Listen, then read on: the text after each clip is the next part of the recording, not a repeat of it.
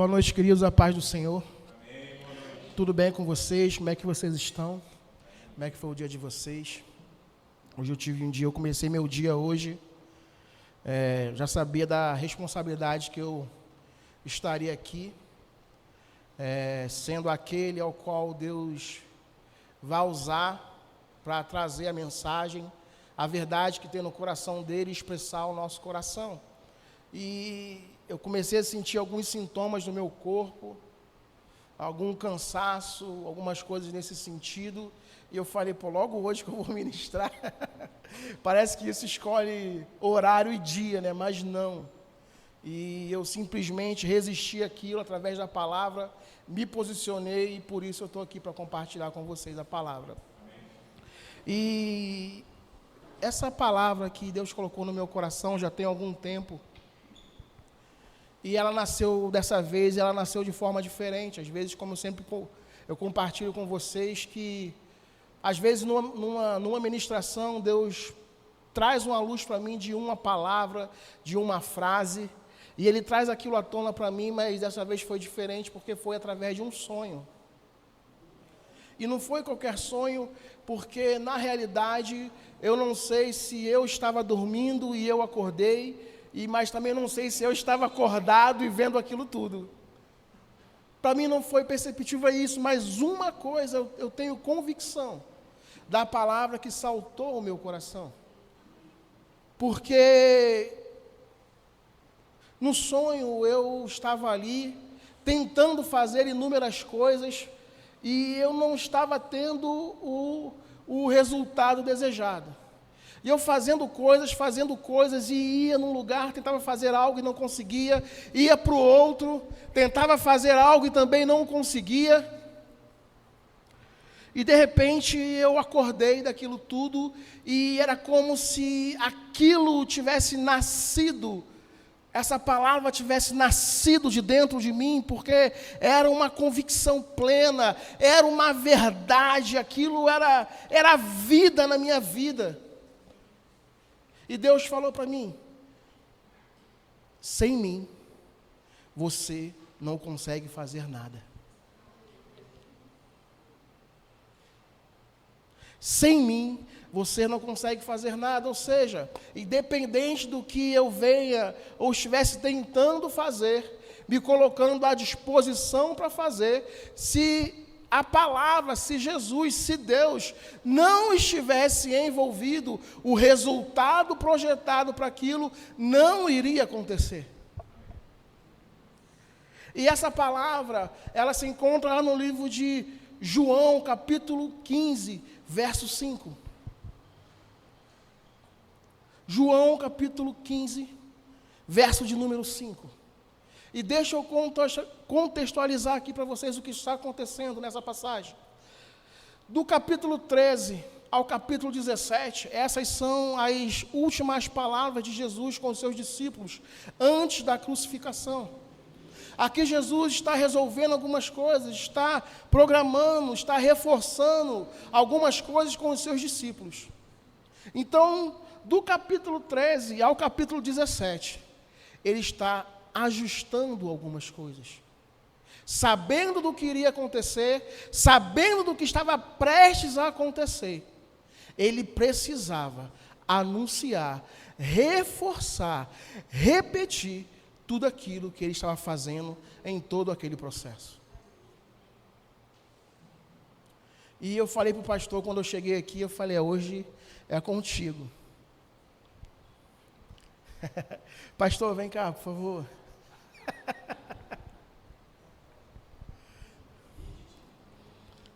Amém.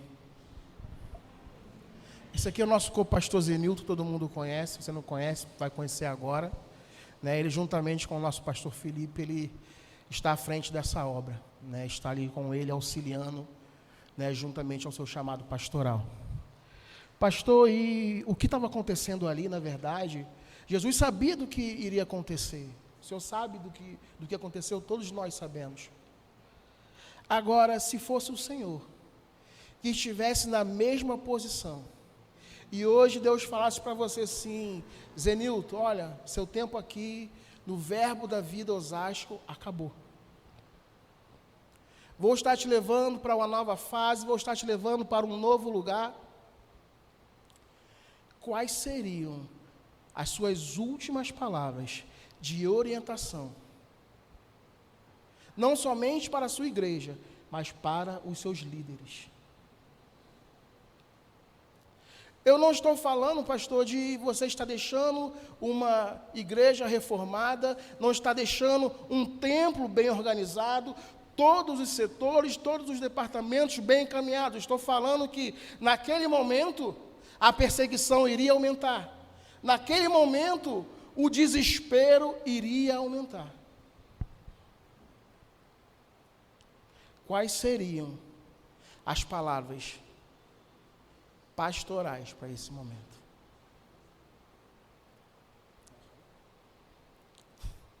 Senta lá. Não quero te fazer só refletir.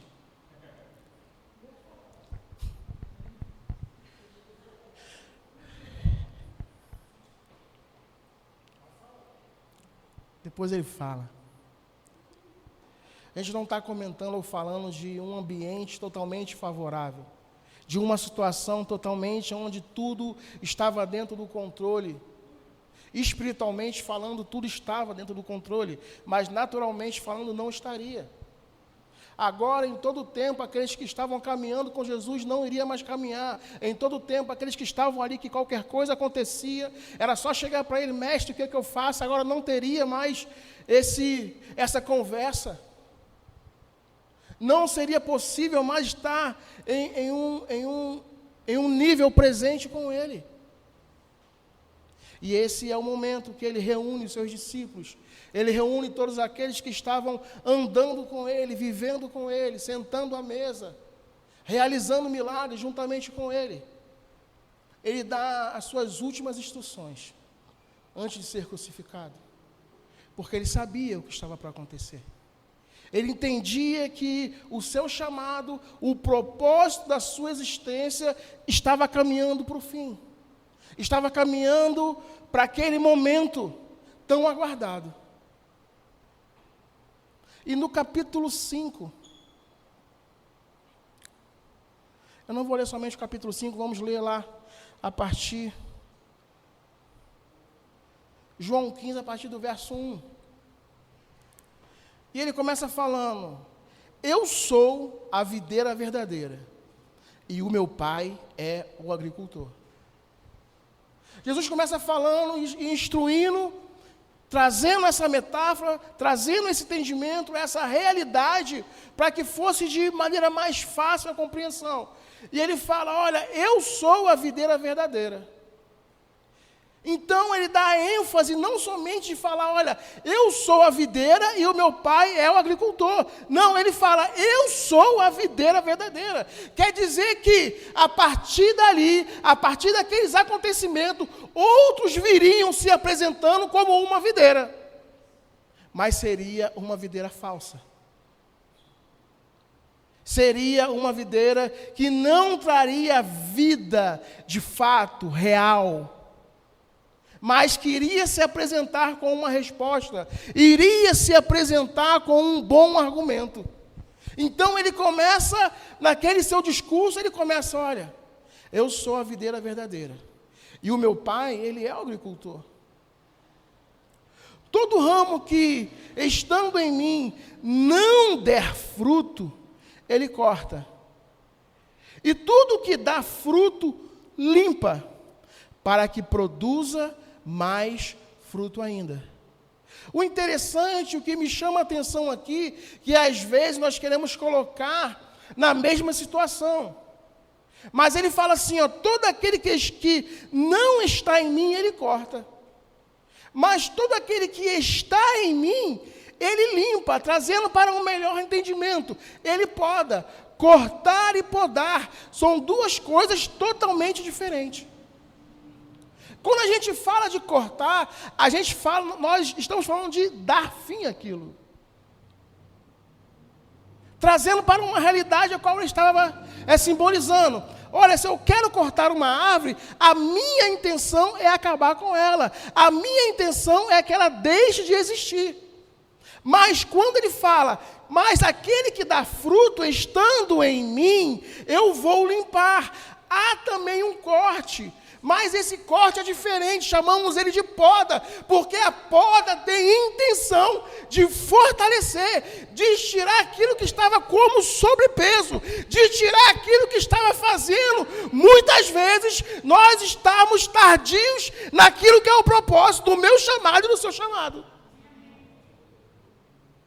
Então ele fala, olha, vai haver um corte, mas esse corte é necessário, porque em você há um potencial de crescimento, em você há um potencial de ir mais avante, de ir mais adiante. Então eu preciso tirar aquilo que está te atrapalhando, porque o meu desejo é que você dê fruto. Então, hoje aprendemos que o desejo de Deus, para mim e para você, é que tenhamos uma vida frutífera.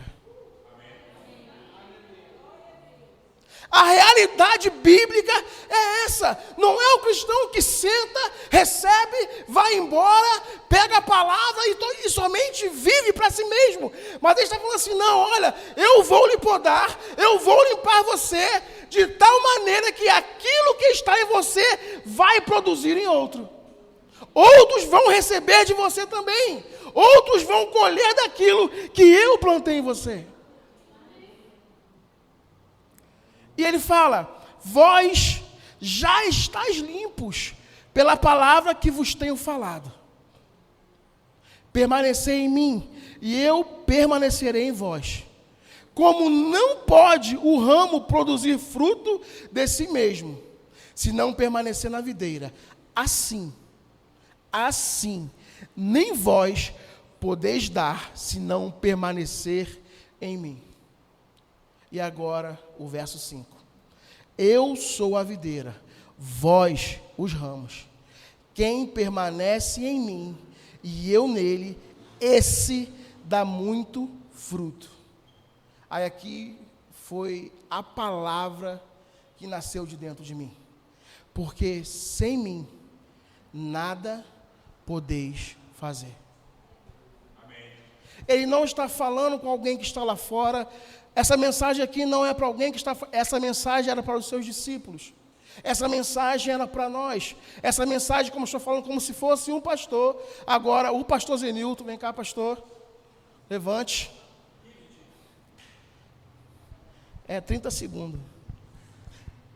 Essa mensagem é o pastor final.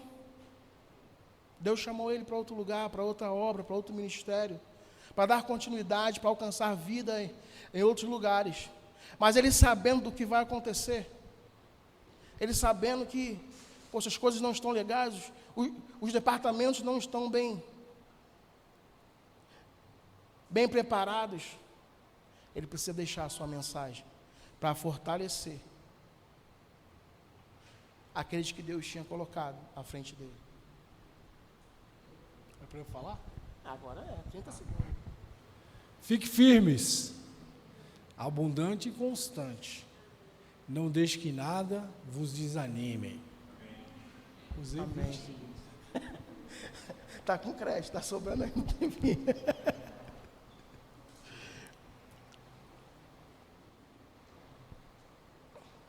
Então a gente vê aqui que Jesus está tratando com os seus discípulos, porque ele sabia o que ia acontecer, querido.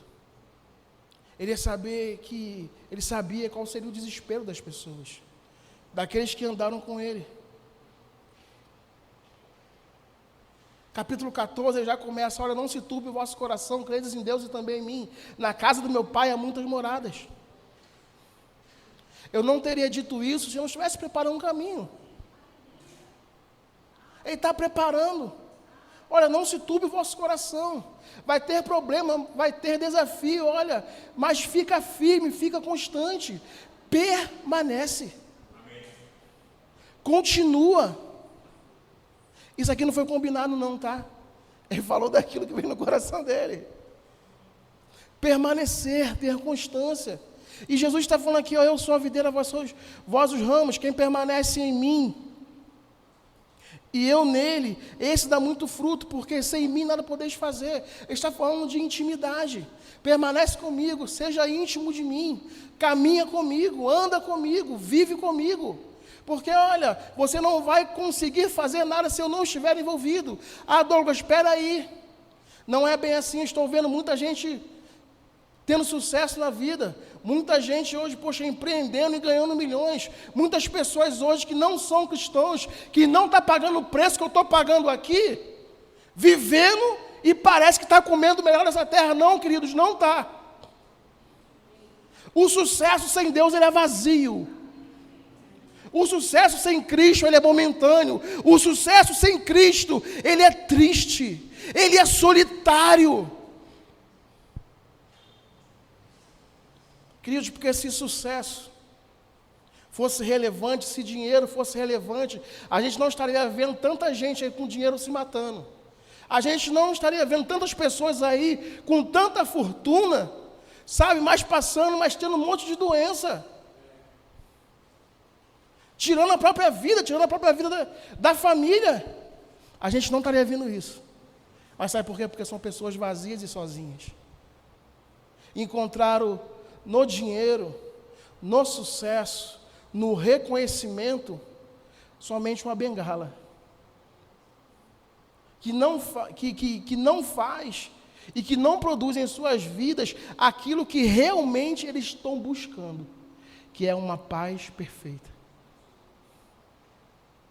Como é que pode, às vezes, irmão, a gente às vezes está crendo, orando para pagar uma dívida, e a gente deita e dorme, porque a gente sabe que Deus vai ajudar a gente, e aquele cara que tem dinheiro para caramba, ele não consegue dormir, não tem dívida, não tem nada, ele pode decidir, não, hoje vou tomar um café aqui em Roma, vou para Roma, tomo um café, do nada vou aqui em outro lugar, aqui comer alguma coisa e vai, porque os seus recursos podem e proporcionam ele a isso. E como pode eu e você, sabe por quê? Porque nós temos a palavra, nós temos a verdade, nós andamos com ele, confiamos nele, entregamos a nossa vida, a nossa família a ele. Então esse é o motivo. Então essa é a realidade, essa é a nossa verdade. Mas é uma verdade, como eu comecei falando, às vezes a rotina do dia, aquilo que nós estamos fazendo, está nos roubando o prazer de estar nele, está nos tirando o prazer que é conviver com ele. Eu não sei se você está reparando isso, mas parece que os dias, de fato, estão se abreviando, parece que os dias estão correndo, e cada vez o que eu percebo é essa necessidade de se inventar algo, fazer algo para que seja mais rápido. Isso rouba da gente a beleza da simplicidade. Olha a pergunta que eu vou fazer para você, porque eu fiz para mim hoje. Qual foi a última vez que você parou para ver o pôr do sol?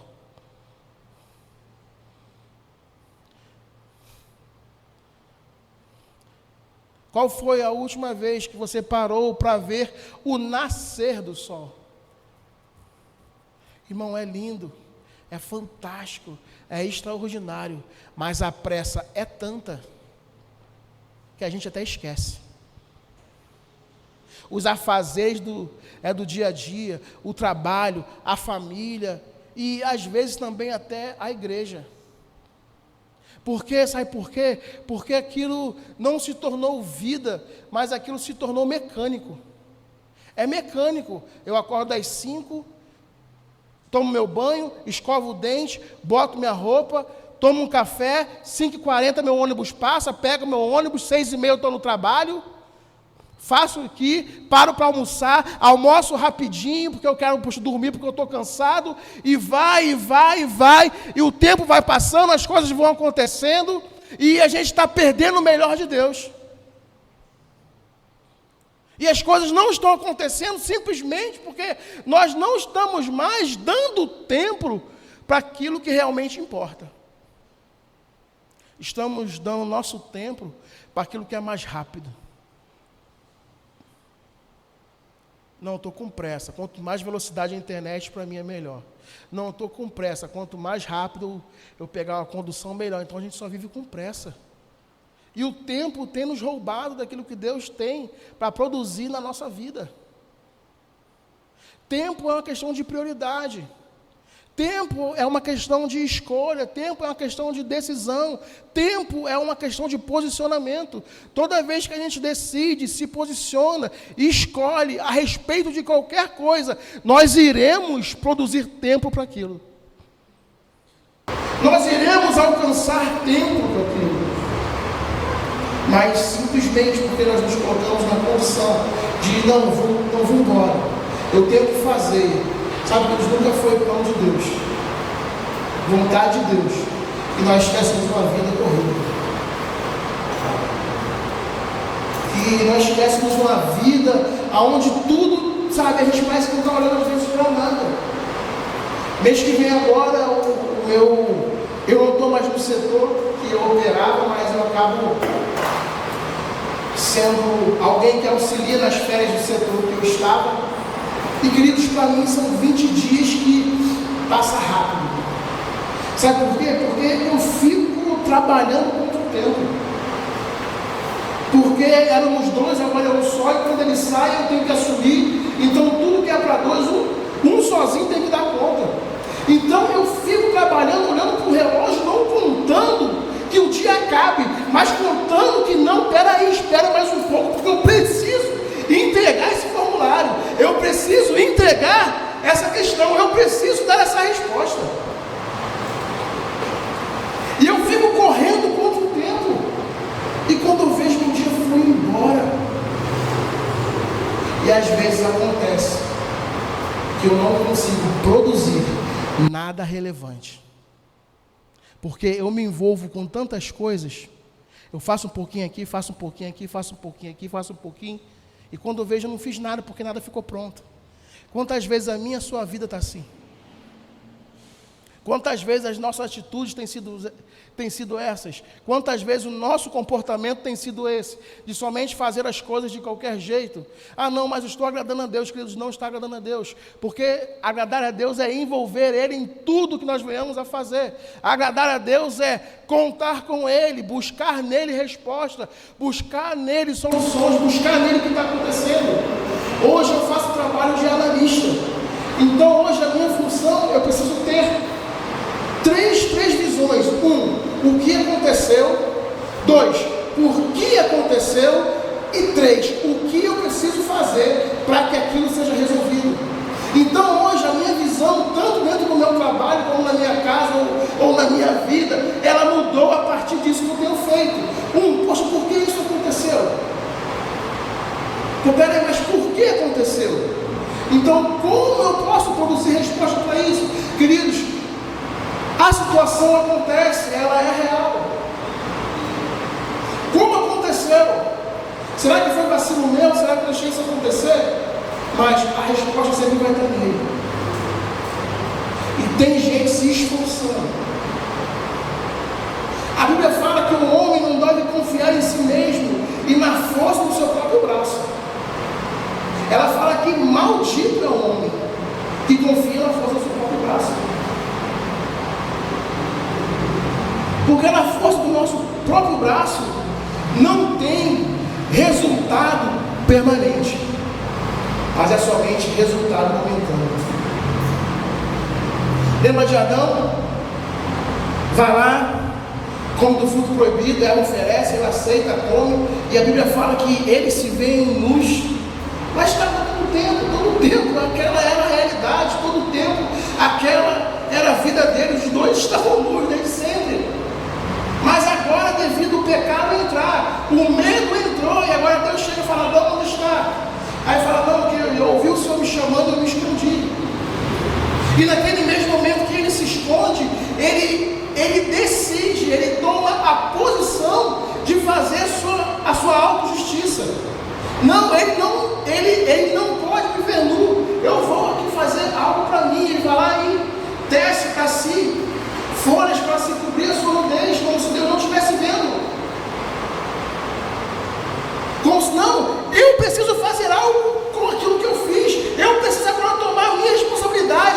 Eu preciso fazer algo. É na minha força, porque assim ele não vai nem perceber. E Deus, quando ele mata o animal, ali ele está representando a Cristo, aquele que viria e assumiria a nossa posição,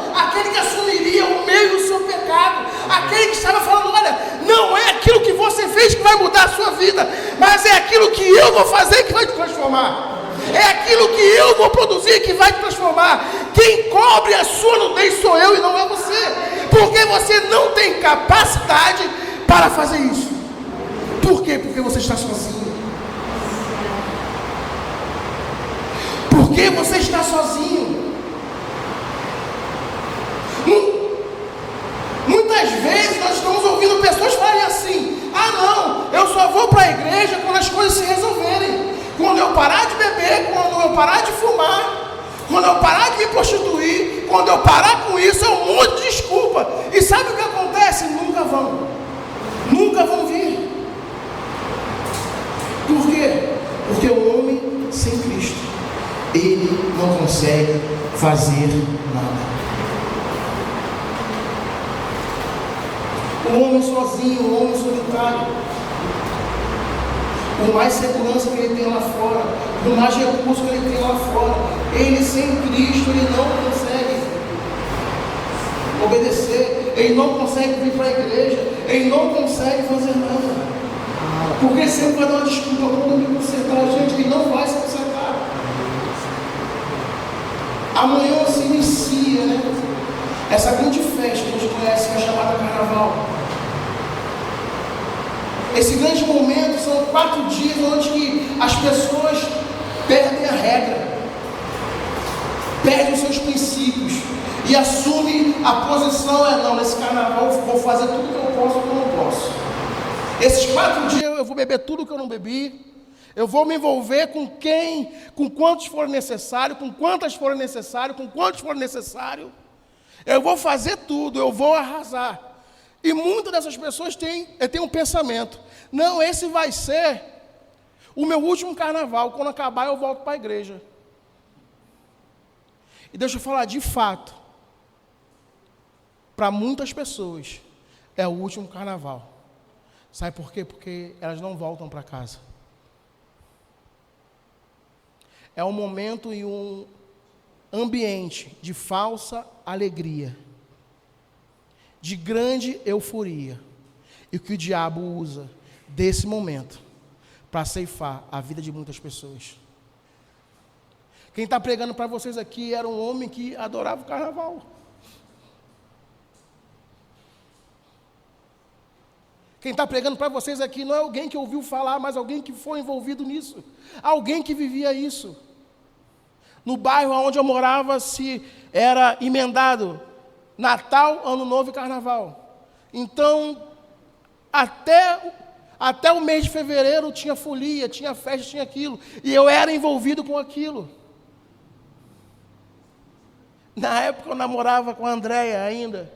A Andréia era cristã e eu não. Nossa, pagou um preço danado, coitado. Mas eu só uma bênção, irmão. E ela sabia que aqueles 4 dias ela não iria me ver. Isso aí já era resolvido, isso aí já foi pontuado desde o início. Ó, você é crente, eu não sou, carnaval é carnaval. Irmãos, nunca me droguei. Nunca fui para o carnaval para atrair a minha namorada, na época que hoje é minha esposa. Nunca fiz isso. Mas eu vivi aquilo com tanta intensidade, que era 4 dias sem dormir, 4 dias vivendo aquilo assim, com tanta intensidade, que eu hoje olho para aquilo e falo: cara, como eu consegui viver aquilo? É porque eu não tinha ninguém, sabe, que me aconselhava, como eu tenho hoje, o Espírito Santo. Porque eu não tinha ninguém que falava: olha, você não precisa disso. Eu tenho algo melhor para você, algo mais produtivo, algo real, algo que não vai ser somente 4 dias que você vai desfrutar, mas algo que você vai viver de maneira eterna. E eu lembro que eu tinha me convertido, e eu estava nessa de, chegava o carnaval, eu ia, acabava o carnaval, eu voltava. E eu fiz isso mais ou menos 2 anos. Estava dentro da igreja, certinho, vivendo as coisas da igreja. Dava dízimo, sempre foi dizimista, desde quando eu aceitei Jesus. Dava oferta, sempre fui ofertante, desde quando eu aceitei Jesus. Ia nas conferências, nos congressos, nos cultos de oração. Eu ia em tudo, querido, mas chegava no carnaval, o negócio apertava e eu ia embora. Aí voltava depois sem voz, todo quebrado. E eu lembro que aquele ano eu tinha decidido de não ir mais para o carnaval. Eu falei, não, acabou, não quero mais esse negócio. Acabou, eu vou... E eu tinha conseguido um emprego no qual ele me permitia participar do retiro da igreja. Irmão jovem, irmão, que vai ficar aqui, não, vou ficar aqui tranquilo, não vai. Vai para o retiro da igreja, se reúne na casa do irmão, vai para a casa de um crente, senão vai cair. Vai fazer alguma coisa com o crente, vai orar, vai fazer alguma coisa. E eu sei, queridos, que eu falei assim, então esse ano eu vou para o retiro, tudo bem. Irmãos, o retiro foi cancelado. Eu falei, caramba, impossível. Eu falei, tá beleza. Agora eu sou crentão mesmo. Fui transferido do serviço para uma loja que ficava dentro do maior bloco do Brasil, conhecido como Bloco do Cordão do Bola Preta. É mais de 2 milhões de pessoas. Eu estava dentro desse ambiente. Quando o samba tocava, queridos, era algo impressionante. Eu chorava, mas a minha carne gritava. Eu sentia a minha carne tremer fora do osso, porque eu não queria ir. Mas aquele negócio, sabe, poxa, mexia comigo. Você está rindo? Mas só eu sei o que eu passei.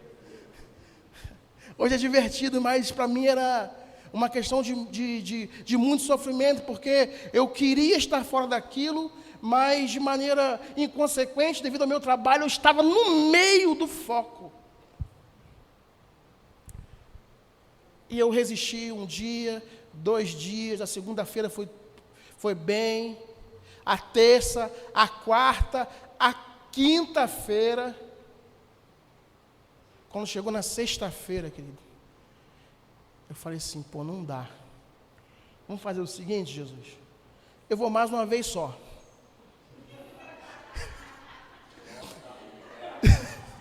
Se eu gostar, mas também é o seguinte, vamos jogar aqui no limpo, no 0-0.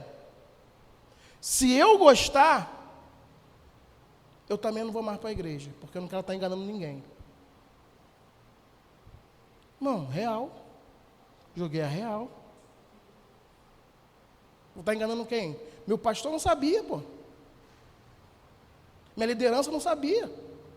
Na igreja era tudo bem, fora da igreja, queria estar lá. Estava sendo sincero, querido. Não adianta querer esconder as coisas de Deus, não. Olha aqui o que eu escrevi aqui. E tem muita gente querendo esconder as coisas de Deus, mas olha, Deus transforma tudo aquilo que eu e você entregamos, mas não o que eu e você escondemos. Deus transforma tudo aquilo que eu e você, com sinceridade, colocamos diante dele. Mas ele também não vai mexer, respeitar a mim e a você, se nós queremos também nos esconder. Eu falei, Senhor, olha, é a última vez. Irmãos, eu fui decidido. Sábado eu vou para o trabalho, saio meio-dia, já estou dentro do bloco, irmão. É sem fazer força. Saí da loja, botei o pezinho e já estava lá. E eu, quando vinha, eu tinha que pegar uma condução até um lugar, tinha que pegar mais um trem. E o trem que eu vinha era o trem dos crentes. Tinha culto no vagão. Aí, naquele dia, eu falei assim, não estou tão aleluiado hoje não, vou ficar um pouco mais afastado, que vai que eles me convencem. Eu já queria ir, entende? E tá o culto pegando fogo, as coisas acontecendo, e eu aqui disfarçado, 007. Aleluia. Amém. Amém. Aleluia. Devagarzinho aqui, para ninguém perceber. Do nada, uma irmã do meu lado vai, se levanta e fala assim, olha, tem muita gente que já decidiu e colocou no coração que esse vai ser o último carnaval. E vai ser mesmo, porque não vai voltar para casa.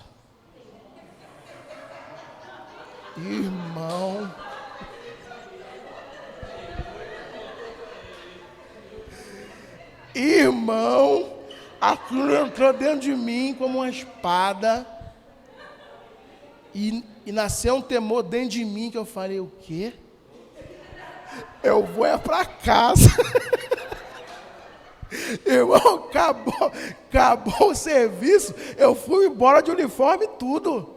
Não quis perder tempo, eu fui embora. Chegou lá, outros irmãos se reuniram e fomos para a casa de um num dia, para a casa de outro no outro, e teve confraternização e a gente festejou e eu fiquei livre. Chegou na quarta-feira de cinzas. Eu encontrei alguns conhecidos meus que ia pro carnaval. Falou, cara, você não vai saber. Acho que esse ano mataram uns 4 aí. Queridos, dentro de mim, eu tinha uma convicção. Que se eu estivesse lá, eu seria um deles. Não porque Deus estaria me punindo, porque Deus não faz isso. Mas simplesmente porque Ele me deu oportunidades, livramentos, e eu não quis obedecer.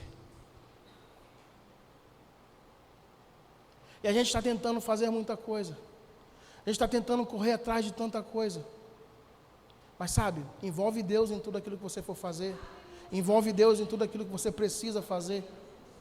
E Ele fala de permanecer é algo, estar é outro totalmente diferente. E estar quer dizer algo momentâneo. Como eu acabei de falar, o pastor hoje, ele não é um pastor permanente da nossa igreja, mas ele está aqui como pastor. Ele está aqui auxiliando o nosso pastor. Amanhã, se Deus chamar ele, ele vai para outro lugar, ele vai obedecer, ele vai para outro lugar. Pastor, estou falando para o senhor ir não, só fica aí sentadinho aí, hein?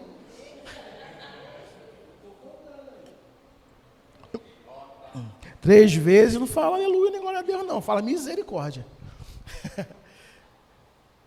Então, mas permanecer, ele dá o sentido de, não, aquilo é firme, aquilo é consistente, aquilo não vai mudar, aquilo não vai oscilar, aquilo não vai se deixar levar pelas circunstâncias, aquilo não vai se deixar levar pelos desafios que vão acontecer, mas aquilo vai permanecer. A Bíblia vai falar que 1000 cairão ao meu lado, 10.000 à minha direita, mas eu não serei atingido. Eu gosto muito de pensar sobre essa passagem. Imagina você está no meio de uma situação onde tem 1000 do lado e 10.000 do outro. Se a gente for pensar de maneira matemática, a gente tem que correr para onde tem mais.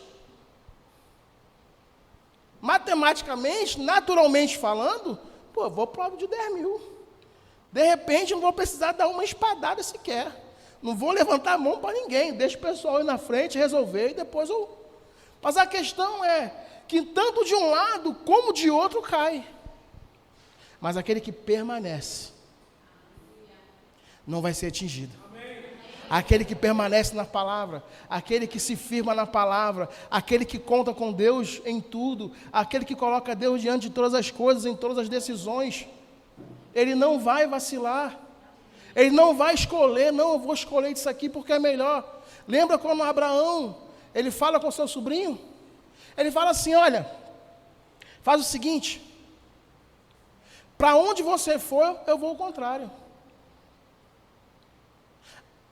Abraão, ele tinha, a palavra veio para ele.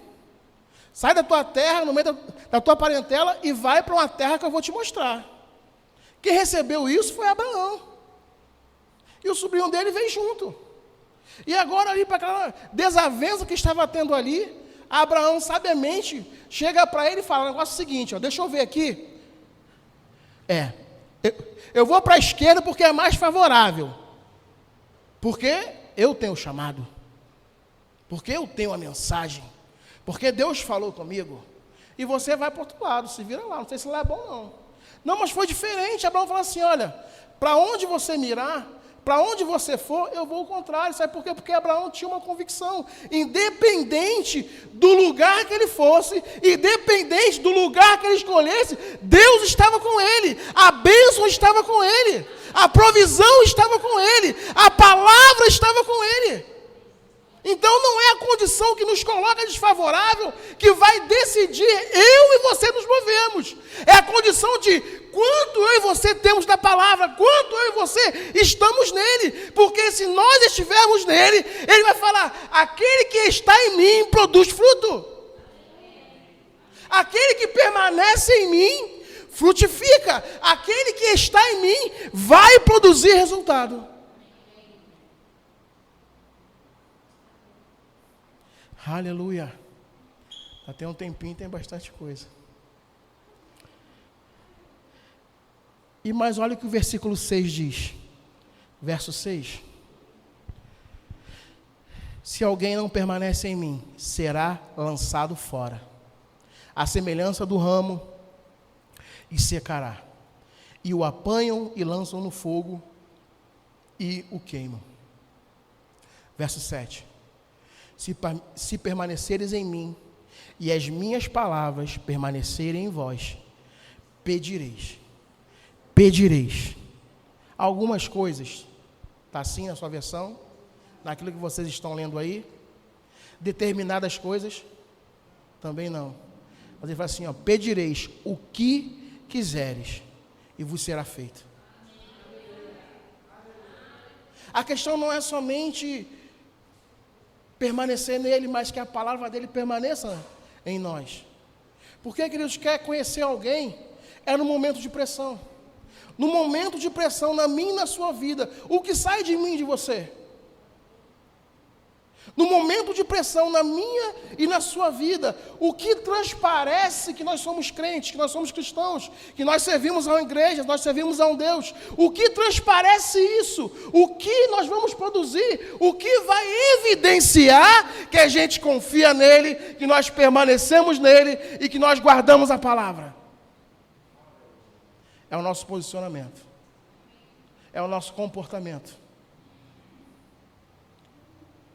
Ah, o negócio lá na empresa ficou ruim. É corte por todo lado. Possivelmente, já estou até vendo. O próximo sou eu. Pronto, já confessou, querido.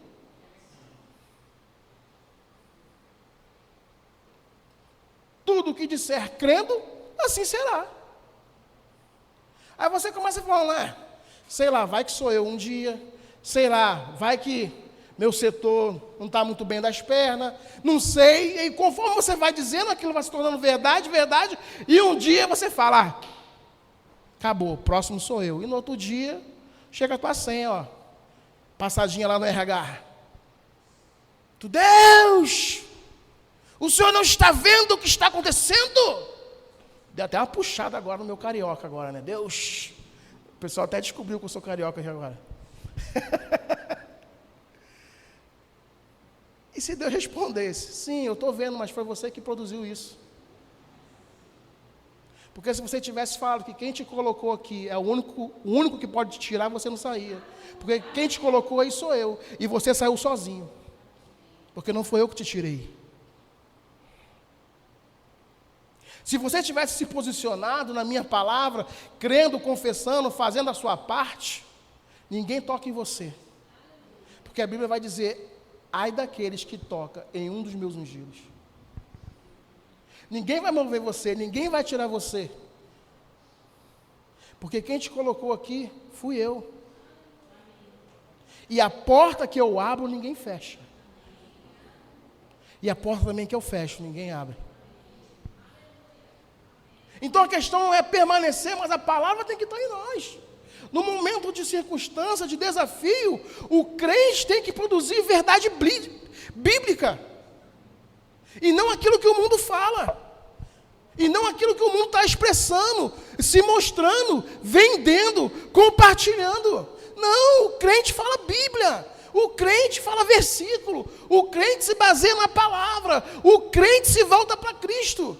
A grande questão é que, muitas vezes, algumas pessoas têm se desviado porque coloca a culpa no pastor, porque coloca a culpa na igreja, porque faz um monte de coisa, e eu vou sair da igreja. Beleza, mas você saiu de Cristo. A igreja continua, o pastor continua, o ministério continua. Você não virou as costas para o seu ministério, para o seu pastor. Você virou as costas para Cristo. Não concorda? Pode acontecer de não concordar. Não aceito isso aqui? Beleza. Não se encontrou aqui, não se viu bem aqui, querido. Encontre outro lugar. Mas vá congregar porque é bíblico. Deus não tem nada a ver com aquilo que de repente o seu pastor fez com você. Deus não tem nada a ver com aquilo que de repente a sua liderança fez com você. Mas a questão é muito mais fácil colocar a culpa em Deus. Porque Deus não revida como o homem revida. Deus não devolve como o homem devolveria. Quer, não quer também, vai embora. E Deus vai, filho, olha, eu te amo. Tudo que eu fiz entregando meu único filho, não foi para te perder. Tudo que como pai eu tive que ver, entregando meu único filho para morrer por você, não foi para te perder porque alguém te tratou mal. Não foi para te perder porque alguém foi mau caráter com você. Não foi para te perder porque alguém não olhou para você. Não foi para te perder porque alguém não viu o seu potencial. Alguém não viu o seu crescimento. Alguém não te levantou. Alguém não te reconheceu. O que eu fiz por você foi por amor. O que eu fiz por você foi para te salvar. O que eu fiz por você foi para te tirar dessa situação.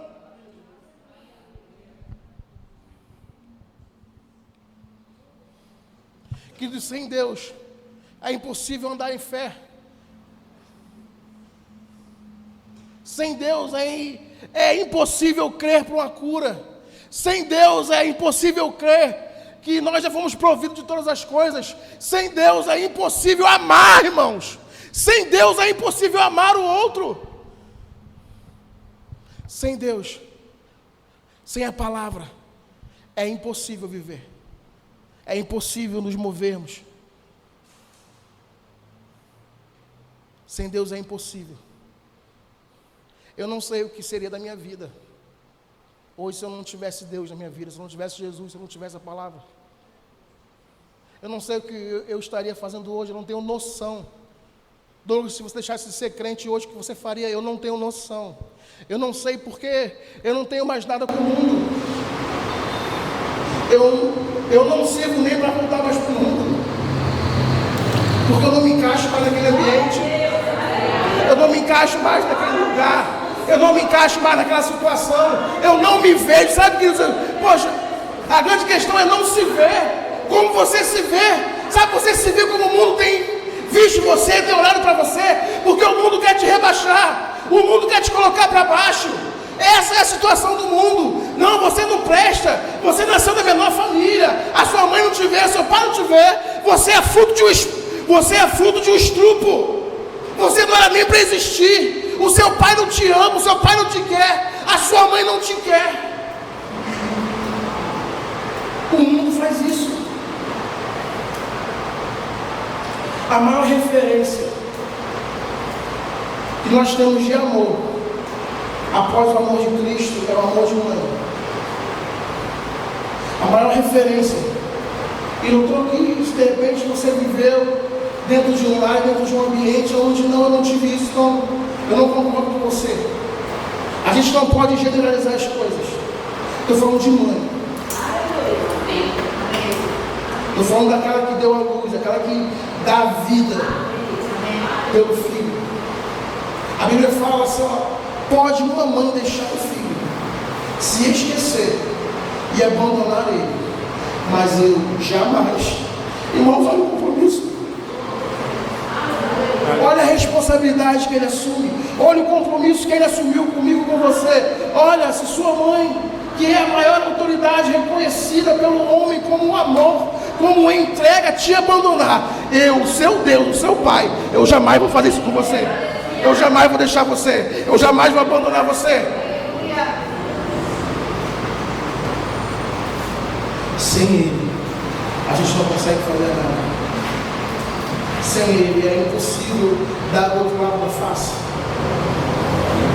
Sem Ele a gente quer responder como igual. Gritou comigo, eu grito de volta. Deu do lado da face, eu vou dar duas do outro. Mas quando a gente recebe a palavra, quando a gente guarda essa palavra, quando a gente vive essa palavra de fato, quando a gente permanece nele, a gente fala: você me bateu, mas eu te amo, vou orar pela sua vida. Irmãos, o maior tapa, estou falando isso de maneira simbólica, o maior tapa na vida daquele que te faz o mal é quando você retribui. Amém. A pior coisa para essa pessoa é ela receber o bem do outro quando ela fez o mal para ele. Ele não consegue entender, ele não consegue ver aquilo, ele se sente mal, ele se sente constrangido, ele não sabe o que falar, ele quer se esconder, e você diz: olha, 0 a 0, vamos começar de novo. Sem Jesus, isso seria impossível. Sem Jesus, nada eu e você poderíamos fazer. Nós estamos na videira, e a videira, ela é verdadeira. Não se preocupe com a poda ela é necessária. Os ajustes, os aconselhamentos, as palavras, muitas vezes pesadas, difíceis, duras de aceitação, elas são necessárias, porque a correção só vem para quem quer crescimento. Ninguém corrige o outro quando não quer que o outro cresça, ninguém corrige o outro quando não se importa mais, a vida de qualquer jeito. Eu sou pai, eu tenho uma menina de 16 anos, tem mais um baixinho de 3. Às vezes, com a minha de 16, eu tenho que falar coisas mais pesadas para elas. Tenho que chamar ela, tenho que botar ela no prumo, sabe? Às vezes eu me esforço para não chorar, porque eu não queria estar compartilhando com ela, ou vendo ela naquela situação, mas eu, na minha posição de pai, eu preciso fazer. E muitas vezes nós estamos trocando as referências com os nossos filhos. Tem muito pai e mãe hoje em dia fazendo isso aqui, ó, para se tornar amigo do seu filho. Minha maior realização é ser amigo do meu filho. Meu maior sucesso é ser amigo do meu filho. Mas deixa eu falar, se você está na sua posição, ou dentro dessa posição onde você tem escolhido ser o melhor amigo do seu filho, deixa eu falar, você falhou como pai e como mãe. Douglas, que isso? Sim, é verdade. Como pai e como mãe, se a sua busca é que o seu filho te reconheça como amigo, eu e você estamos falhando. Sabe por quê? Porque a gente se rebaixou. Pai é pai. Amigo é amigo. Encontra um amigo seu que dá a vida por você. Encontra um amigo seu que deixa de vestir para vestir você. Encontra um amigo seu que deixa de comer para dar para você comer. Agora vai para casa.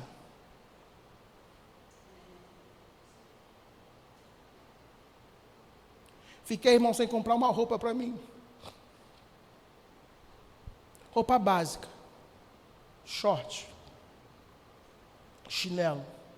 Camiseta durante 1 ano. Mas minha filha nunca ficou sem. Porque naquele tempo eu estava um pouco apertado. 1 ano da minha vida. 1 ano. Sem comprar nada para mim. Mas pergunta para a Andréia se faltou alguma coisa para ela. Pergunta para a Luísa se ela deixou de comer alguma vez. Nunca faltou. Pai é pai, amigo é amigo. E Deus não nos chamou para ser amigos de nossos filhos. Deus nos chamou para ser pai e mãe. Só dá para ser pai e mãe quando a gente entende o que a Bíblia fala, quando a gente entende o que Jesus fala da responsabilidade que carrega um pai e uma mãe. E um pai e a mãe nunca pode se colocar em uma posição rebaixada de amigo. Porque o amigo, como eu falei, não está preparado, não tem condições de fazer o que o pai ou a mãe faz pelo filho. Queria chamar o Ministério de Música, por favor.